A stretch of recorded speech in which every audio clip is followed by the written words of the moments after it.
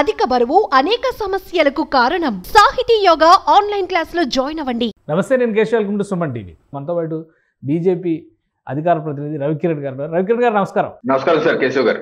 ఆంధ్రప్రదేశ్కి ఎలా అయితే జాతీయ స్థాయిలో సార్వత్రిక ఎన్నికల్లో ఏపీ ప్రజలు కూడా ఓటు వేస్తారు, 2 ఓట్లు ఒకేసారి. సో దేశమంతా కూడా ఒకేసారి 2 ఓట్లు వేసేటువంటి విధానానికి బీజేపీ లేదా ఎన్డీఏ ప్రభుత్వం అంకురార్పణ చేయబోతుందా? దీనిపైన ఏమైనా స్పష్టత వచ్చిందా? ఎందుకంటే సైమల్టేనియస్ ఎలక్షన్స్లో లోకల్ బాడీ ఎలక్షన్స్ కూడా ఇంక్లూడ్ చేశారు మొదట.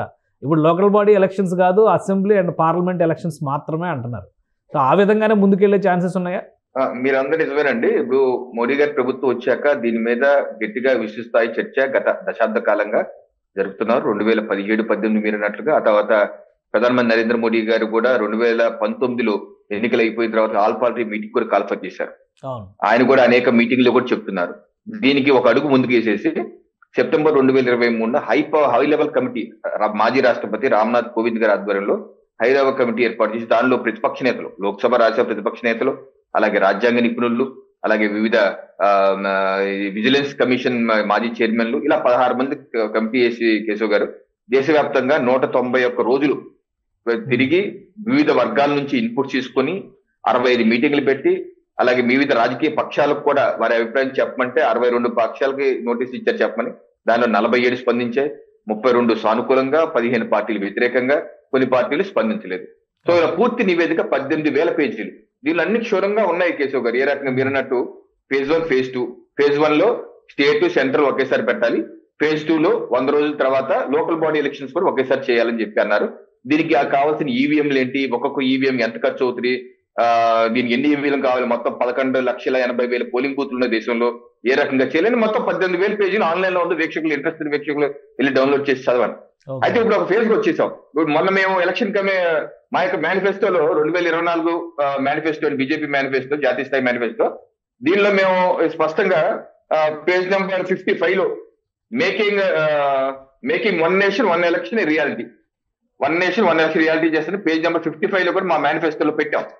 సో మేము చాలా స్పష్టంగా ఉన్నామంటే ఈ 5 ఏళ్ల టర్మ్ లో ప్రజలు మాకు ఇచ్చినటువంటి 5 ఏళ్ల టర్మ్ లో తప్పనిసరిగా జమిలీ ఎలక్షన్స్ మీద పూర్తి స్థాయి మొత్తం ఉన్నటువంటి హర్డిల్స్ అన్ని చట్టపరంగా, ఎందుకంటే నేను ముందుగా చెప్పినట్టు స్వాతంత్రం వచ్చిన తర్వాత ఒక స్పిరిట్ గా తీసుకుని వాళ్ళు టేక్ ఇట్ ఫర్ గ్రాంటెడ్, వాళ్ళ ఉద్దేశం అదే ఉంది. 2 ఒకేసారి జరుగుతాయి, ఇలా విడివిడిగా జరిగిపోతాయనే ఉద్దేశం వాళ్ళకి లేదు. అయితే వాళ్ళు చట్టబద్ధత చేయలేదు, దాన్ని రాజ్యాంగ పద్ధతి చేయలేదు. సో ఎందుకంటే వాళ్ళు అది ఊహించలేదు కాబట్టి. సో మనం కావాల్సిన రాజ్యాంగ పద్ధతి చేయాలి. దీనిలో ఆర్టికల్స్ ఉన్నాయి, ఒక 6-7 ఆర్టికల్స్. ఆర్టికల్ 83 ఎన్ని కొన్ని మెన్షన్ చేశారు, అవన్నీ ఆర్టికల్స్ సవరించాలి. సో అందుకని ఆ సవరించే కార్యక్రమం ఒకటి మనం చేయాలి. దానిలో రాజ్యాంగం సవరించాలంటే 2/3 మెజారిటీ లోక్సభలోను రాజ్యసభలోను మనకు కావాలండి. సో ఆ రకంగా అన్ని పార్టీలతో ఇప్పుడు నాకు తెలిసి 4-5 రోజుల్లో శీతాకాల సమావేశం డిసెంబర్ 20వ తారీఖు వరకు ఉంది. దానిలో ప్రవేశపెట్టాక దీన్ని విస్తృత చర్చ జరిగే విధంగా జేపీసీకి పంపించే అవకాశం ఉంది.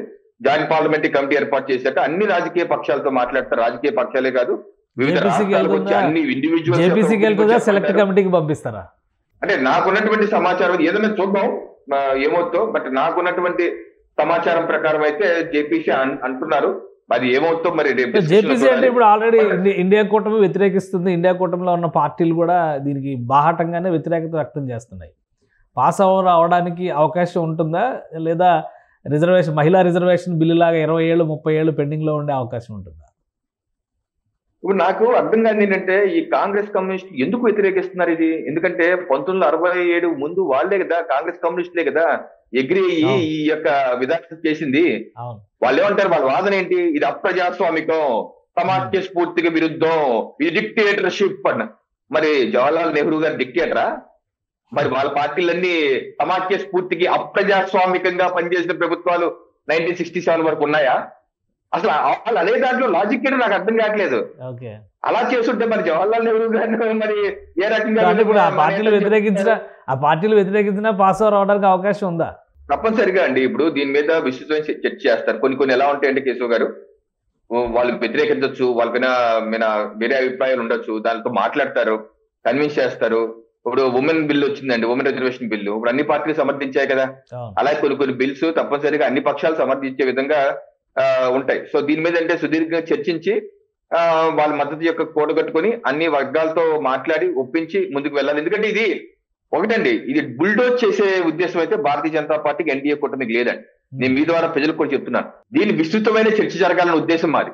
విస్తృతమైన చర్చ జరగండి, మంచి చెడు మాట్లాడండి, చెడులు ఉంటే తొలగిద్దాం, చేద్దాం, మార్పు చేర్పులు చేసుకుందాం. ఏ రకంగా చేసుకుంటే బాగుంటుందో మీరు వివరించండి.